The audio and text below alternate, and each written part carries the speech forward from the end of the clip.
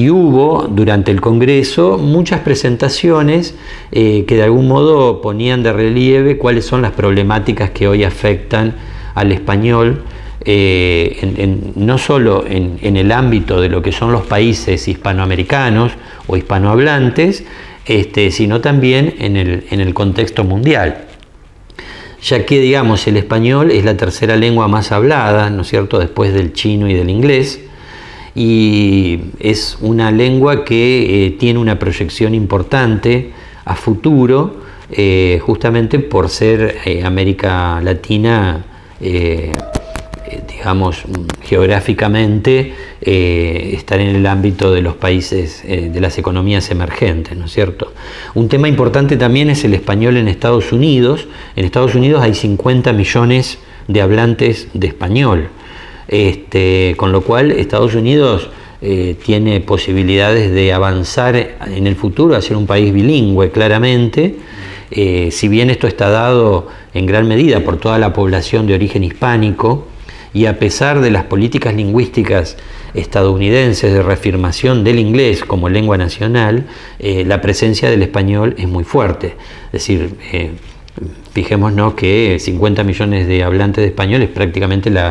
más de la población que tiene la República Argentina, ¿no es cierto? Es decir, es como un país entero que habla español dentro de los Estados Unidos.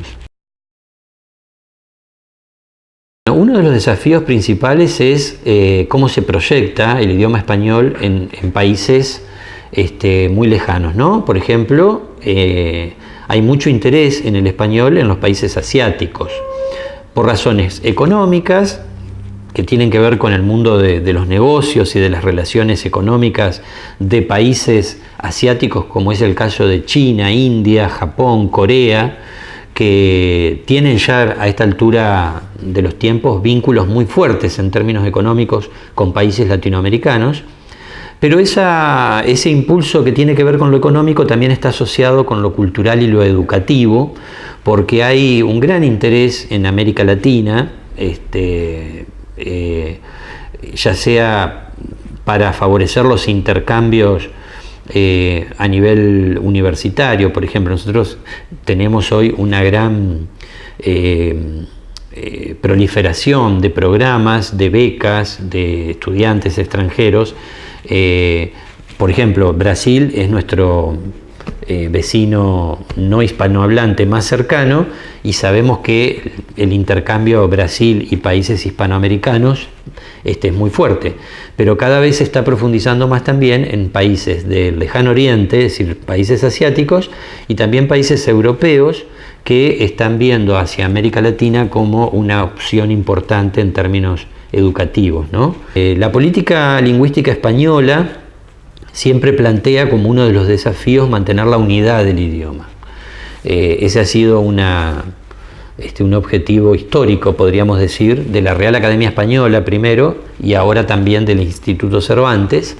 y por eso España impulsa estas políticas hacia los países hispanoamericanos, que generan en muchos casos muchas rispideces, porque digamos, España no es la dueña del idioma, sino que los dueños del idioma son los usuarios, los hablantes, y además la mayor cantidad de hablantes de español no están en España, sino en Hispanoamérica, con lo cual el español americano tiene hoy una presencia muy fuerte.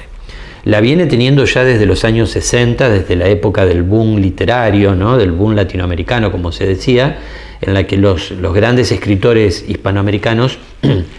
por citar a García Márquez, bueno, Mario Vargas Llosa estuvo también Premio Nobel de Literatura en el Congreso, o sea que no solamente por la dimensión literaria, cultural de Hispanoamérica, sino también porque Hispanoamérica representa una gran diversidad que de algún modo exige que sea reconocida también, ¿no? Y no solo España como referente del idioma. En realidad el fenómeno del denominado lenguaje inclusivo es un fenómeno que se ha dado en distintas partes, no solo en el ámbito de los países hispanohablantes. Es decir, los españoles han tenido sus propios debates en torno al lenguaje inclusivo, antes de que se hable de lenguaje inclusivo, hubo todo un movimiento que empezó ya en la década del 90 e incluso antes en Estados Unidos y que tenía que ver con ciertos estudios del discurso, que es lo que se considera la problemática del lenguaje no sexista. Es decir, de qué manera plantear ciertas modificaciones en los modos de hablar, en los modos de escribir, como para morigerar un poco ciertos rasgos sexistas en el lenguaje. Hay toda una problemática que tiene una dimensión lingüística de fondo, porque por ejemplo aquí en Argentina se han hecho algunas propuestas en torno a la escritura, que es el uso de la X, por ejemplo, para evitar la O, la A, o el masculino genérico, como se llama, o el uso de la E, ¿no?, como morfema que puede incluir a los dos géneros, y que tiene, bueno, sus defensores y sus detractores. Es decir, como propuesta no está exenta de dificultades, sobre todo porque los cambios lingüísticos no se producen históricamente porque un grupo o un colectivo los impulse, sino que los cambios lingüísticos de algún modo se van dando de una manera paulatina entre la masa hablante, y podemos decir que un cambio lingüístico efectivamente es tal cuando la masa hablante ya lo habla de manera inconsciente. Hoy por hoy, digamos, lo que plantean algunos especialistas, por ejemplo en la Academia Argentina de Letras, es que el lenguaje inclusivo es una intervención retórica, es decir, tiene una dimensión más política, ¿no?, en cuanto a sus connotaciones y en cuanto al impacto social, que al impacto sobre la propia lengua, ¿no es cierto? Es decir, tendremos que esperar todavía algún tiempo para ver si algunas de estas propuestas efectivamente son incorporadas por la masa hablante, que es la que impulsa efectivamente los cambios lingüísticos independientemente de las instituciones. La Real Academia Española se ha expedido ya sobre el asunto, lo ha descartado, digamos, han dicho que no es necesario una propuesta alternativa al lenguaje por distintas razones, y no era parte de la agenda del Congreso de la Lengua, lo cual no impidió que algunos participantes del Congreso, sobre todo escritores y escritoras, hicieran referencias a esta problemática, aunque más que la problemática del lenguaje inclusivo propiamente dicho, yo creo que la problemática de fondo es los problemas del machismo, bueno, y las desigualdades en cuanto a los géneros que hay en la sociedad,